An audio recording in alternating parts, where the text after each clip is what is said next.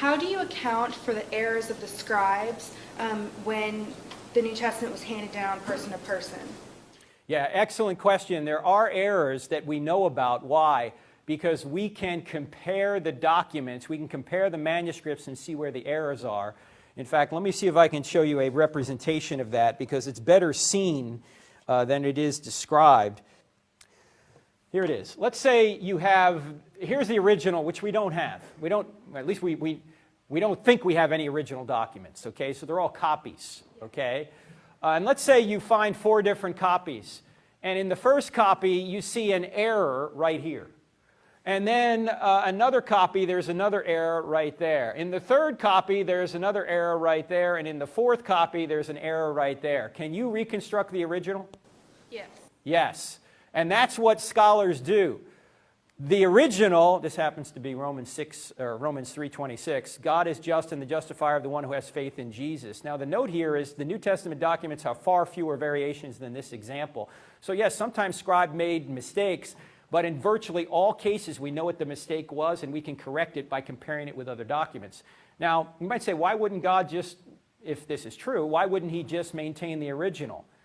I'm speculating here, but I think one reason, well, 2 reasons. Number one, if we had the original, we might venerate it. We tend to venerate things like that, right? But number 2, if I had the original, what could I do to it? I could alter it, right? But if you had a copy, you had a copy, you had a copy, you had a copy, you had a copy, you had a copy, and I had a copy, and I changed my copy, is everyone going to know who changed their copy? Yeah, because when you get all your copies together and compare it to mine, you go, Turek, you heretic, why'd you do that? Right? So by not preserving the original, you actually are able to preserve the original better. So what if the error is not that simple? Like, what if it's a difference in concept?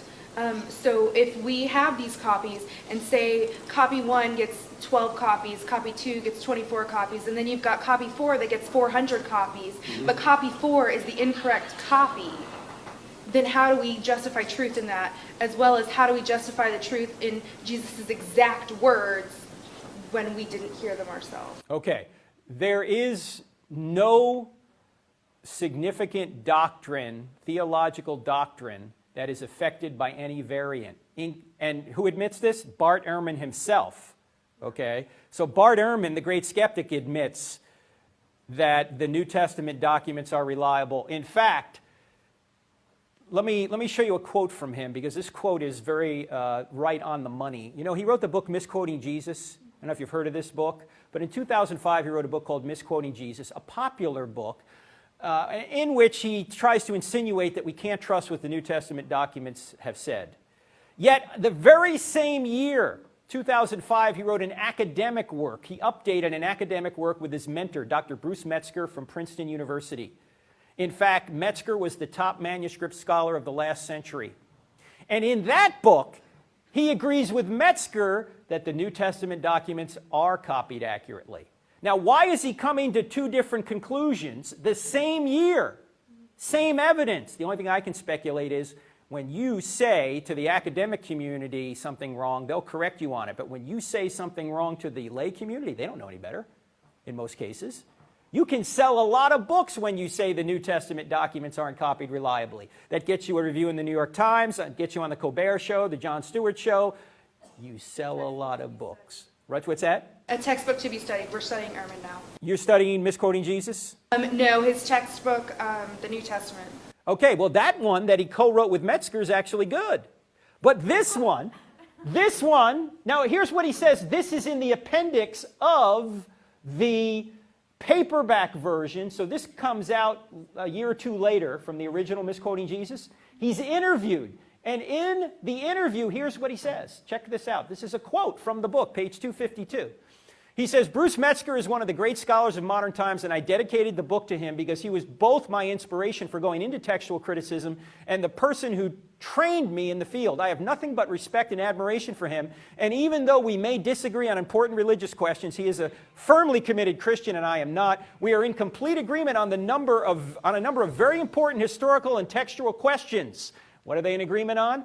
If he and I were put into a room and asked to hammer out a consensus statement on what we think the original text of the New Testament probably looked like, there would be very few points of disagreement, maybe 1 or 2 dozen places out of many thousands. The position I argue for in misquoting Jesus does not actually stand at odds with Professor Metzger's position that the essential Christian beliefs are not affected by textual variants in the manuscript tradition of the New Testament. Well, why would you write misquoting Jesus then? Not you, but Bart Ehrman, right? The book maybe should be called Misquoting Ehrman, because he doesn't even agree with himself. So it seems that even Ehrman, when push comes to shove, admits that we do have an accurate copy of the New Testament documents. Now, your second question is, how do we know verbatim what Jesus said?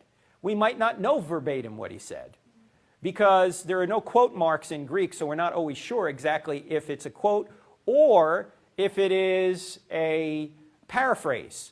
Because Jesus probably spoke in Aramaic, yet the documents are written in Greek. But that's okay. You can communicate truth in different languages, and you don't have to be exact with what he said. You can get the gist of it. In fact, Jesus said, he was an itinerant preacher. He probably gave the same talks in several different places, right?